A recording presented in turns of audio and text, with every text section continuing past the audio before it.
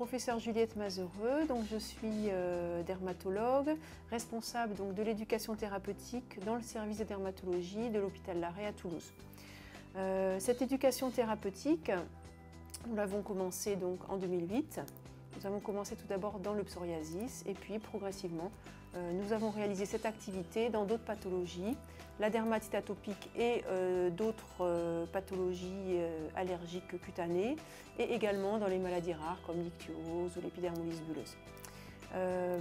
Cette éducation thérapeutique, comme vous le savez, fait partie du parcours de soins de tous les patients qui ont des maladies chroniques. Et donc dans la peau, les maladies chroniques, comme je vous l'ai dit, ça peut être le psoriasis, la dermatite atopique, etc. Cette activité donc, se déroule sur l'hôpital Larrey grâce à une équipe pluriprofessionnelle qui comprend des médecins, dermatologues, dermato-allergologues, des infirmières bien sûr, des psychologues, une pharmacienne. Concernant le déroulement donc, de cette éducation thérapeutique, il y a tout d'abord un premier entretien avec le patient. Alors ce qu'il faut comprendre, c'est que par rapport à une consultation médicale classique, donc c'est très différent, il y a beaucoup plus d'écoute du patient. On essaie de bien comprendre ses attentes, ses besoins, ses souhaits. On essaie de se mettre d'accord avec lui sur l'objectif de cette éducation thérapeutique que l'on va lui proposer lors de ce premier entretien.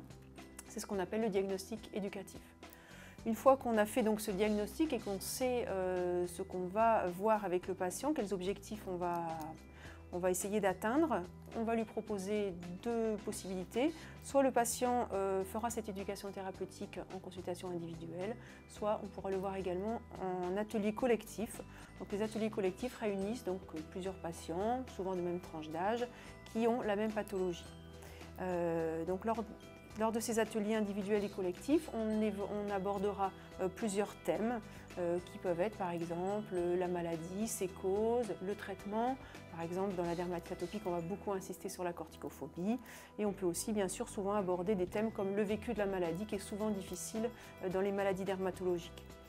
Ces ateliers donc, et ces consultations individuelles s'adressent aux enfants dès 4 à 6 ans, aux adolescents, même s'il est parfois difficile de les convaincre d'assister à ce genre d'ateliers ou de consultations, et bien sûr les adultes.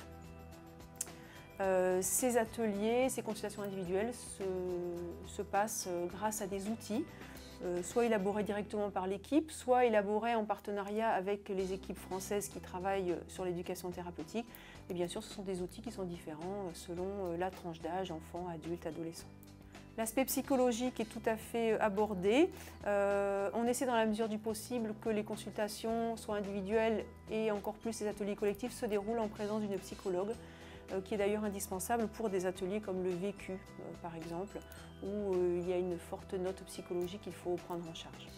Concernant ce que peut apporter donc l'éducation thérapeutique, elle apporte bien sûr en tout premier lieu au patient, puisque l'on va l'aider à vivre avec sa maladie et aussi l'aider à améliorer sa maladie.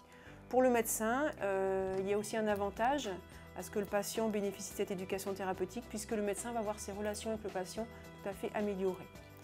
L'éducation thérapeutique pour l'instant n'est pratiquée qu'à l'hôpital, mais dans l'avenir, cette éducation thérapeutique sera également réalisée en ville avec les praticiens libéraux, et ceci afin d'assurer une bonne continuité entre la ville et l'hôpital qui est indispensable à une amélioration de la qualité des soins et de la prise en charge du patient.